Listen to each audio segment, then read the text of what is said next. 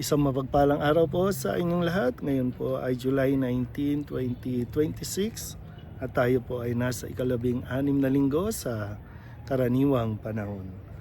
Ating pong unang pagbasa at pagninilay sa araw na ito ay hinango mula sa Aklat ng Karunungan, chapter 12, verses 13 and verses 16 to 19. Lahat ng bagay ay nasa ilalim ng iyong pangangalaga at walang ibang Diyos na dapat mong pagsulitan ng iyong mga hatol. Sa iyong lakas nagmumula ang iyong katarungan at maaari kang magpakita ng habag kanino man sapagkat ikaw ang Panginoon ng lahat. Ipinamamalas mo ang iyong lakas na nag-aalinlangan sa iyong ganap na kapangyarihan at pinarurusahan mo ang sinumang nakatatalastas nito, ngunit nangangahas na di ka pansinin. Walang hanggan ang kapangyarihan mo, ngunit mahabagin ka kung humatol. Maaari mo kaming parusahan kailanman ibigin mo. Ngunit sa halip ay pinamamahalaan mo kami ng buong hinahon at pagtitimpi. Sa pamamagitan ng ginawa mong iyan, ay tinuro mo sa mga taong makatarungan na dapat din silang maging maawain. At binigyan mo naman ng pag-asa ang iyong bayan sa pagkakaloob sa kanila ng pagkakataong makapagsisi. Ang salita ng Diyos. Muli po, isang mapagpalang araw sa inyo pong lahat.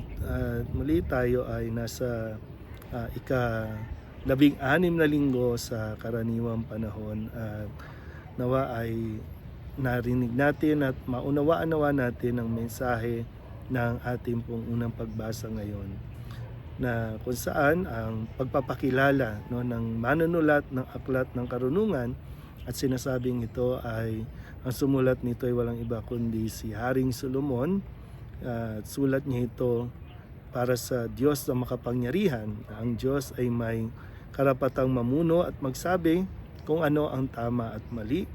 Ngunit sa kabila ng kamalian ng pagkukulang ng tao, sinasabi pa rin ng Aklat ng Karunungan na ang Panginoon ay mahabagin at mapagmahal.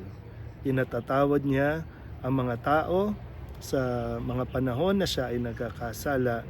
Kung kaya ito po ang pagpapakilala nga kung sino ang ating Panginoong Diyos, na hindi mahatol ng ganun na lang, kundi laging pinaiiral ang pag-ibig, pinaiiral niya sa kanyang paghatol, yung compassion, yung pagpapatawad na nararapat. Kumbaga, sa mga taong siyempre kumikilala sa Panginoon, sa mga taong nagsisisi, ginagawad niya ang kapatawaran sa kanyang mga nagawang pagkakasala. Ito ang pagpapakilala sa atin. At nawa ay huwag natin nang isipin na ang Diyos natin ay talagang malupit, kasi hindi totoo yun.